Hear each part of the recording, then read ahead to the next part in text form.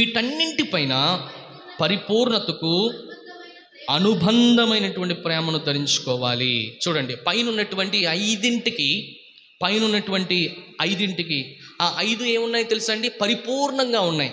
పరిపూర్ణతకు అనుబంధమైనటువంటి ప్రేమను ధరించుకోవాలంటున్నాడు. అర్థమవుతుందండి? పైన ఉన్నటువంటి ఆ 5 పరిపూర్ణమైనటువంటి ప్రేమను ధరించుకునే వారంగా ఉండాలి. ఇప్పుడు చెప్పండి, నా వైపు చూడండి. ఈ 5 ఉండాలంటే మీకేముండాలి? మొట్టమొదటిగా ప్రేమ ఉండాలి.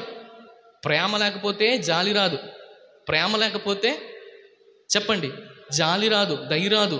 ప్రేమ లేకపోతే ఏం రాదు? ఇంకా వినయం రాదు. ప్రేమ లేకపోతే సాత్వికం రాదు. ప్రేమ లేకపోతే దీర్ఘశాంతం రాదు. చూసారా, ఈ ఒక్క ప్రేమ అన్నింటినీ ఏం చేసింది తెలుసా? శాసించింది. ఇది ఎవరి ప్రేమ అంటే దేవుని ప్రేమ. కనుక మీ ప్రేమ నా ప్రేమ సరిపోదండి. అర్థమవుతుందండి? నీ ప్రేమ పెడితే కోరే ప్రేమ, లేదా ప్రాణం తీసేసేటువంటి ప్రేమ, అంతే కదా మన ప్రేమలన్నీ. కానీ దేవుని ప్రేమ అది కాదండి. దేవుని ప్రేమ శాశ్వతమైన ప్రేమ. అందుకని అన్నాడు, నేను శాశ్వతమైన ప్రేమతో నిన్ను ప్రేమిస్తున్నాను, కనుకనే నీ ఎడల నేను కృప చూపుతున్నాను అన్నాడు. ఆయన కృప శాశ్వతమైనటువంటి ప్రేమను చూపించేదిగా ఉంది.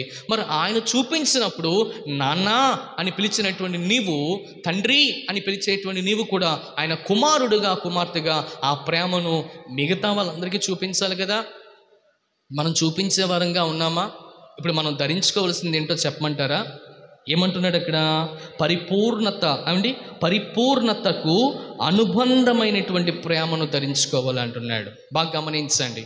ఈరోజు నేను ఒక విషయాన్ని జ్ఞాపకం చేస్తున్నాను మీ అందరికీ కూడా. పరిపూర్ణమైనటువంటి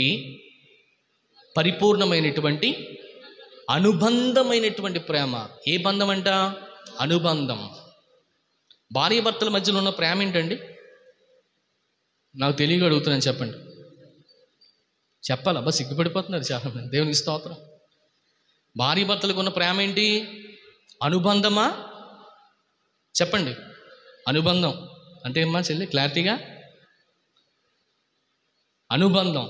ఇంకా కొన్నిసార్లు అనుబంధము పెనుబంధం అయిపోద్ది. పెనుబంధం వచ్చి ప్రియ దేవుని బిడ్డలు గమనించండి కదండి, అనుమానాస్పదలోనికి తీసుకెళ్ళిపోతుంది. మొదట్లో ఉన్న ప్రేమ మధ్యలో ఉండదు, మధ్యలో ఉన్న ప్రేమ చివరిలో ఉండదు. నువ్వు అలా చేసావు, నువ్వు ఇలా చేసావు, నువ్వు మాత్రం తక్కువ తిన్నావా, నువ్వు ఇలా చేయలేదా? ప్రియ దేవుని బిడ్డలు గమనించండి. ప్రేమ ఏం చేస్తుంది తెలుసండి? కప్పుకోదు. ప్రేమ ఇప్పుడు ఏం చేస్తుంది చెప్పండి? విప్పేస్తుంది. ఆయన గుట్టి ఇప్పేస్తుంది, ఈవిడి గుట్టి ఇప్పేసే విధంగా ఉంటుంది. ప్రేమ సమస్తాన్ని ఏం చేస్తుంది తెలుసు? కప్పుతుందని వాక్యం చెప్పింది. ప్రేమ సమస్తమైనటువంటి దోషములను కప్పుతుంది. అది దేవుని ప్రేమ. ఇప్పుడు చూడండి, దేవుని ప్రేమకి మన ప్రేమకి ఉన్నటువంటి తేడా ఏంటి చెప్పండి?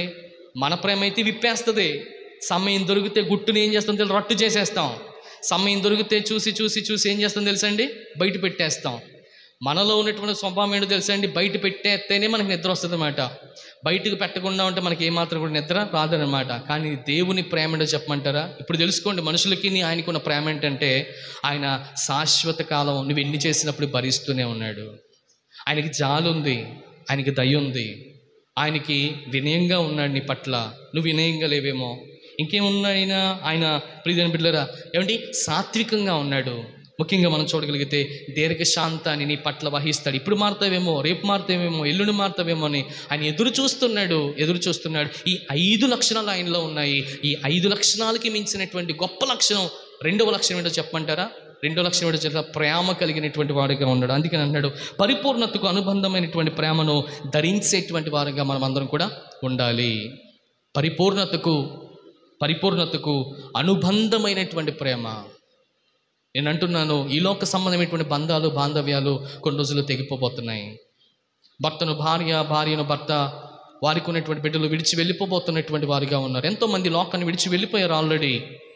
ఈ ప్రేమే శాశ్వతం అనుకుంటున్నావేమో. ఈ లోక సంబంధమైనటువంటి ప్రేమలు, ఈ లోక సంబంధమైనటువంటి పరిస్థితులు ఏమండి నిజంగా చెప్పాలంటే ఏమండి ఇదే శాశ్వతమేమో అనుకుంటున్నావేమో. ఇది ఎల్లకాలం ఉండిపోతుందో అనుకుంటున్నావేమో. కాదు కదండి. దేవుని ప్రేమ శాశ్వతమైనది. శాశ్వతమైనటువంటి ప్రేమతో నేను ప్రేమిస్తున్నాను, కనుకనే నీ ఎడల నేను ఏం చేస్తున్నాను తెలుసండి? కృప చూపుతున్నాను అన్నాడు.